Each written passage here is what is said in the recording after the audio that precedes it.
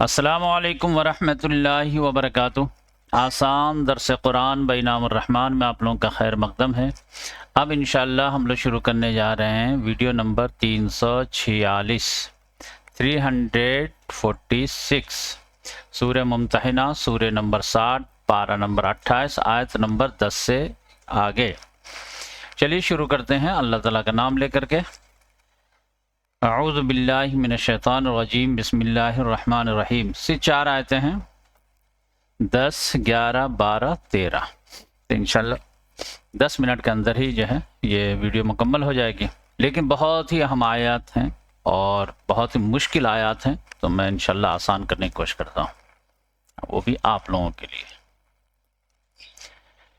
مسئلہ یہاں پر یہی تھا کہ صلح حدیبیہ میں یہ معاملہ جو ہے ڈپلومیسی کا تھا، اور یہ ڈپلومیسی میں جو ہے بہت باریک زبان ہوتی ہے، اسی لیے بہت ایکسپرٹ کو جانا چاہیے ڈپلومیسی کی بات جو ہے وہ لکھنے لکھانے دستخط وغیرہ کرانے کے لیے۔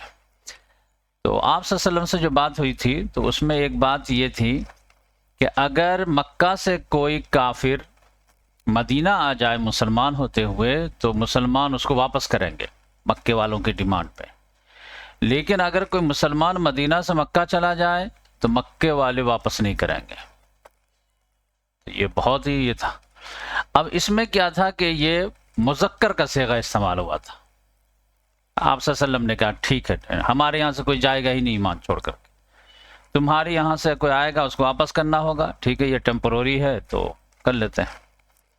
تو اب یہ تھا کہ اس میں جو صیغہ استعمال ہوا تھا وہ مذکر سے تھا، اور عربی میں تو جانتے ہیں مذکر اور مؤنث دونوں کے لیے الگ الگ صیغے ہیں، تو وہ ڈپلومیسی میں جو ہے عورت مرد نہیں لکھا تھا، صرف جو ہے مذکر کا صیغہ لکھ کر کے معاہدہ ہو گیا۔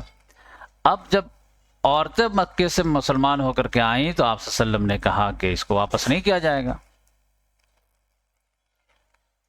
تو مکے والوں جو ہے چلائے وغیرہ، تو اس پر یہ آپ صلی اللہ علیہ وسلم نے فرمایا کہ عورتوں کے صیغے کے بارے میں کچھ ہے ہی نہیں، اور اللہ تعالیٰ نے یہ آیت نازل کر کے مہر کر دیا کہ عورتیں اگر آئیں گی واپس تو اس معاہدے کے تحت پابند نہیں ہیں کہ ان کو واپس کیا جائے، اور اللہ تعالیٰ نے کہا بالکل ان کو واپس نہیں کرنا ہے، کیونکہ یہ جائیں گی تو کسی کی بیوی بنیں گی، تو کافر کی بیوی مسلمان عورت بن ہی نہیں سکتی۔ تو یہ بڑا ٹیکنیکل مسئلہ تھا، ڈپلومیٹیکل مسئلہ تھا، یہ اللہ تعالیٰ نے حل کر دیا۔ اب اگر وہاں سے آئے ہیں، اب وہ کسی کے شوہر تھی، اس نے مہر دیا تھا، تو اب یہ مہر کا کیا ہوگا؟ تو یہ ساری چیزیں، یا یہاں سے کوئی عورت ہے اور یہ کوئی شوہر جو ہے مسلمان ہجرت کر کے آیا ہے لیکن بیوی ابھی تک کافرہ ہی ہے، اس کو بات سمجھ میں نہیں آئی ہے، تو کیا اب اس کو رخصت کر دینا چاہیے کہ بھائی آپ جو ہے اگر تم ایمان نہیں لاتی ہو تو جاؤ تم، میں تم کو اپنی بیوی بنا کے نہیں رکھ سکتا ہوں۔ تو اگر وہ اس کو واپس کیا جائے تو اس کا مہر وہ کیسے لوٹائے گی؟ تو یہ ساری باتیں ٹیکنیکل ہے، تو بہت اہم آیتیں ہیں، تو میں آپ کو آسانی سے ترجمہ کر کے بتاتا ہوں۔ یا ایھا الذین آمنو، اے لوگو جو ایمان لائے ہو، اذا جاءکم المؤمنات، جب مومنہ عورتیں تم لوگوں کے پاس آئیں، مہاجراتن ہجرت کر کے، تو فامتحنوہن، تو پہلے ان کا اچھی طرح امتحان لے لو کہ واقعی میں مقصد کیا ہے، کیوں آئے ہیں، جاسوس بن کے تو نہیں آئے ہیں، ایمان ہی کے غرض سے گھر بار چھوڑ کر کے، شوہر وغیرہ کو چھوڑ کر کے یہاں پہ آئی ہیں، یہ ساری چیزیں تحقیق اچھے سے کر لو۔ پھر بھی وہ بولیں گے کہ میں ایمان کے خاطر آئی ہوں، یا آخرت کے خاطر آئی ہوں، کوئی دنیاوی لالچ وغیرہ نہیں ہے، جاسوس نہیں ہوں، تو ٹھیک ہے مان لینا جو ظاہری بولے ہو۔ اللہ عالم بایمانہن، اللہ تعالیٰ خوب جانتا ہے ان کے ایمان کے بارے میں۔ اب مسلمان تو ظاہری پہ حکم لگا سکتا ہے، وہ زبان سے جو بولیں گے وہ مان لینا، ٹھیک ہے، لیکن اللہ تعالیٰ نے فرمایا کہ فَإِنْ عَلِمْتُمُوهُنَّ مُؤْمِنَاتٍ، بس اگر تم لوگ جان لو ان کے بارے میں کہ وہ مومنہ ہیں، ایمان کی خاطر یہاں مکے سے مدینہ آئی ہیں، تو پھر کیا حکم ہے؟ فَلَا تَرْجِعُوهُنَّ إِلَى الْكُفَّارِ، تو تم لوگ انہیں ہرگز ہرگز نہ لوٹانا کفار کی طرف، یہ اثر ہو۔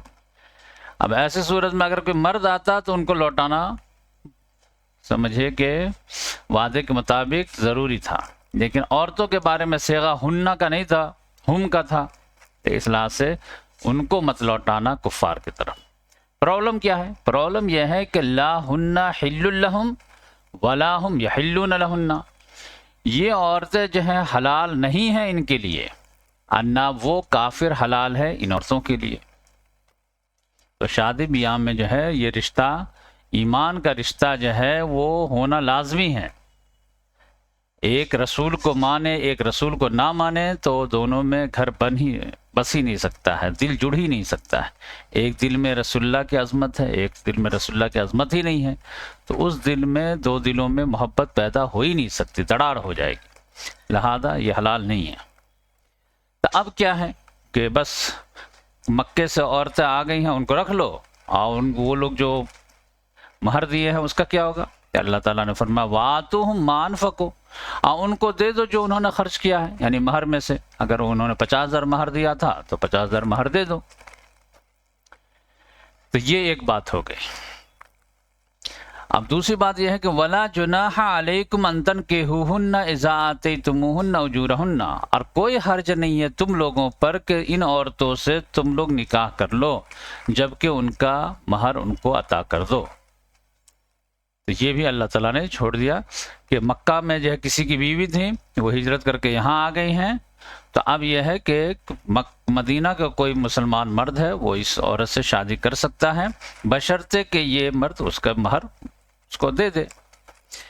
مطلب یہاں پر ٹیکنیکل مسئلہ کیا تھا؟ ٹیکنیکل مسئلہ یہ تھا کہ اس کا شوہر یہاں پہ مکہ میں زندہ ہے، اب پھر جو ہے اس سے شادی ہو رہی ہے، تو ایک عورت کا شوہر رہتے ہوئے وہ تو مطلب یہ جائز نہیں ہے، جبکہ اس نے طلاق بھی نہیں دیا ہے، مرا بھی نہیں ہے، لیکن ایمان کا جو ڈیفرنس ہے اس کی وجہ سے اللہ تعالیٰ نے کہا کوئی مسئلہ نہیں ہے۔ اب ایمان اور کفر کا فرق آ گیا تو یہ نکاح ایسے ہی ٹوٹ گیا۔ تو اب کوئی مسلمان مرد یہاں پہ اس عورت سے شادی کر سکتا ہے بشرطے کہ بس اس کو مہر دے دے، کوئی مسئلہ نہیں۔ تو یہ بھی مسئلہ حل ہو گیا کہ اب یہ عورت خاتون آئی ہے مکہ سے ہجرت کر کے، تو اب اس کا نکاح کس سے ہوگا؟ مسلمان مرد سے ہو جائے گا، اس کا مہر ادا کر دے گا، ہو جائے گا۔ اب اللہ تعالیٰ نے ایک اور حکم دیا مسلمانوں کو بھی، وَلَا تُمْسِكُوا بِعِصْمِ الْكَوَافِرِ، اب تم لوگوں بھی جو ہے کافروں کی عصمت کو نہ پکڑے رکھو، یعنی تم لوگوں کے قبضے میں یا نکاح میں کوئی عورت ہے جو ایمان لانے کے لیے تیار نہیں ہے، اور ایز اے بیوی کہ وہ تمہارے ساتھ ہجرت کر کے آ گئی تھی لیکن وہ اپنے پرانے دین ہی پہ قائم ہے، تو اب ان کو رخصت کرو، فائنل حکم آ رہا۔ نہ کافر کسی مومنہ عورت کو اپنے نکاح میں رکھے، نہ کوئی مومن کافرہ عورت کو اپنے نکاح میں رکھے، یہ مسئلہ ہے۔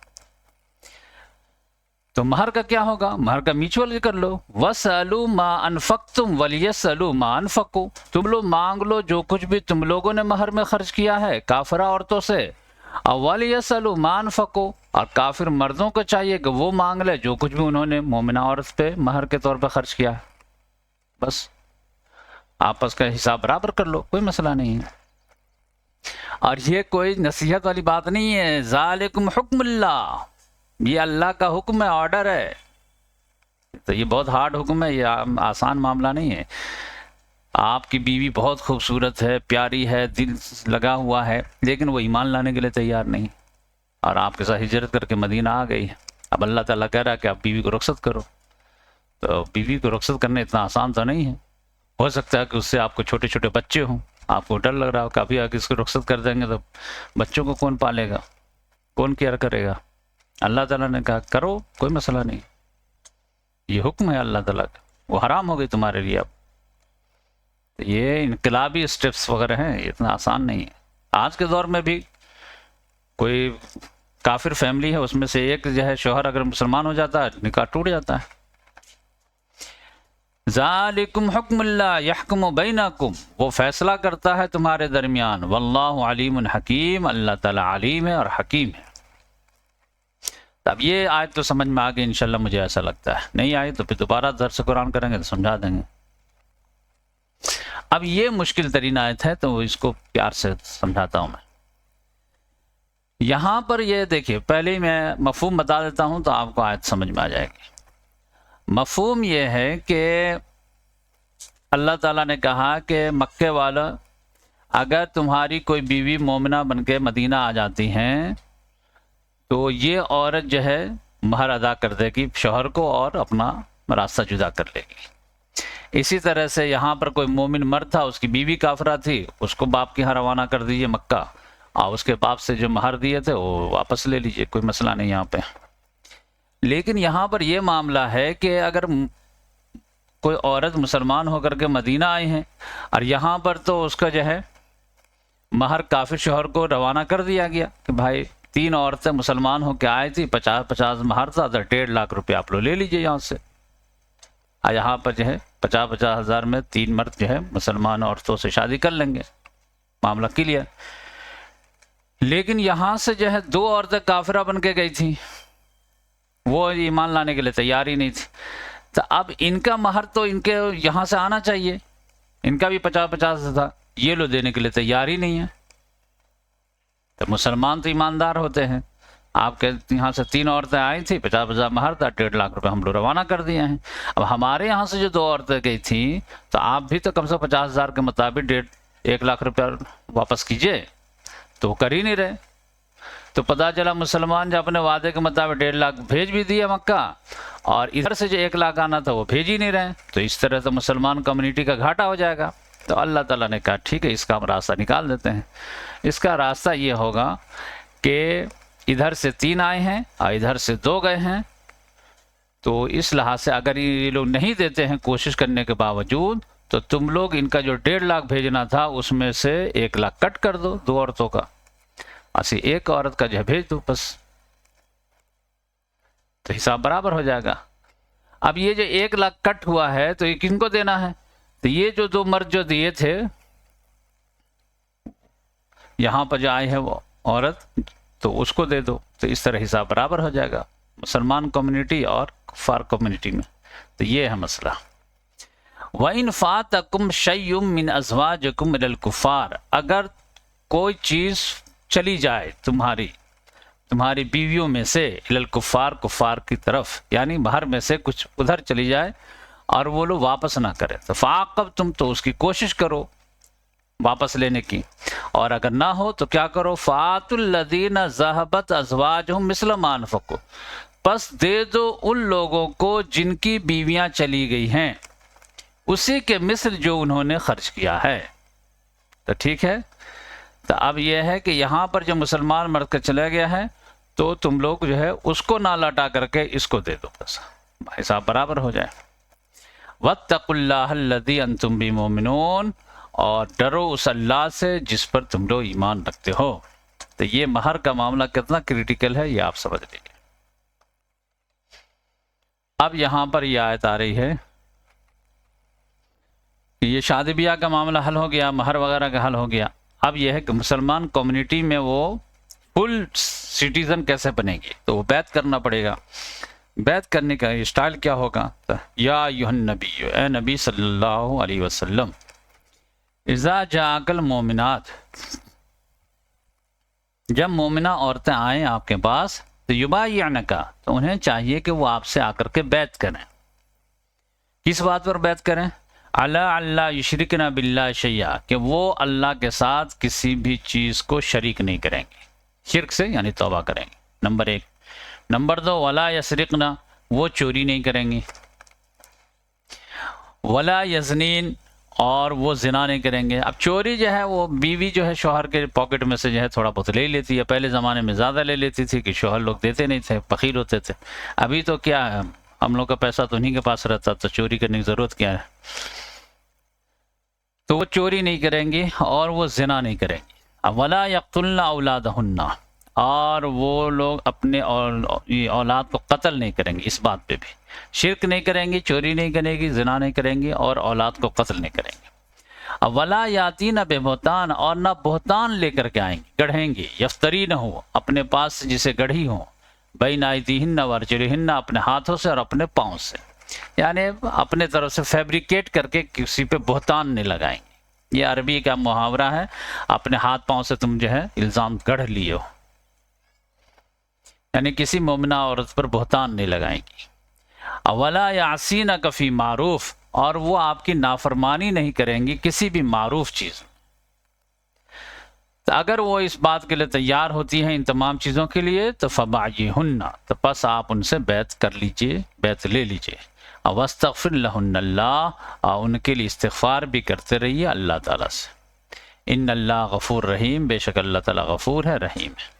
تو یہ عورتوں کا مسئلہ حل ہو گیا کہ ان کو فل سٹیزن شپ مل گیا، مدینے کی شہری ہو گئے ہوں۔ اب آخری نصیحت جو شروع میں سورہ شروع ہوئی تھی تبھی سے، یا ایھا الذین آمنوا، اے لوگو جو ایمان لائے، لا تتولوا قوما، نہ دوستی کرو کوئی ایسی قوم سے غضب اللہ علیہم، جس پر اللہ تعالیٰ کا غضب نازل ہوا۔ اب کس پر اللہ کا غضب نازل ہوا آپ لوگ کو معلوم ہے، جیوز پر اللہ کا غضب نازل ہوا ہے۔ تو ایسی قوم سے دوستی نہ کرو جس پر اللہ تعالیٰ کا غصہ بھڑکا ہے۔ قد یئسوا من الآخرہ، اب کوئی کہے کہ نہیں ہم لوگ دوستی اس لیے کر رہے ہیں تاکہ ان کو دعوت دے کر کے کھینچ لیں اپنے طرح، اللہ تعالیٰ نے کہا ان لوگوں کا آخرت وغیرہ پہ یقین نہیں ہے، وہ لوگ آنے ہونے والے نہیں ہیں الا ماشاء اللہ۔ قد یئسوا من الآخرہ، وہ لوگ مایوس ہو گئے ہیں آخرت سے، اتنے بڑے بڑے کرائم ہیں، جرائم ہیں کہ وہ آخرت سے مایوس ہیں۔ کما یئس الکفار من اصحاب القبور، جس طرح سے کفار مایوس رہتے ہیں اصحاب قبور سے کہ ان سے کچھ نہیں ملنے والا ہے، ویسے ان کو لگتا ہے کہ آخرت میں ہمیں کچھ نہیں ملنے والا ہے، لہذا دنیا ہی میں جو چاہو کر لو۔ تو اس لحاظ سے جو ہے ان سے دوستی وغیرہ ہٹاؤ اور ایک نئی ریولوشنری مومنٹ کے ساتھ اپنے آپ کو وابستہ رکھ۔ یہ الحمدللہ یہ سورہ مکمل ہوئی، سورہ ممتحنہ، اور پھر انشاءاللہ اب ہم لوگ پڑھیں گے نیکسٹ سورہ صف۔ جزاک اللہ۔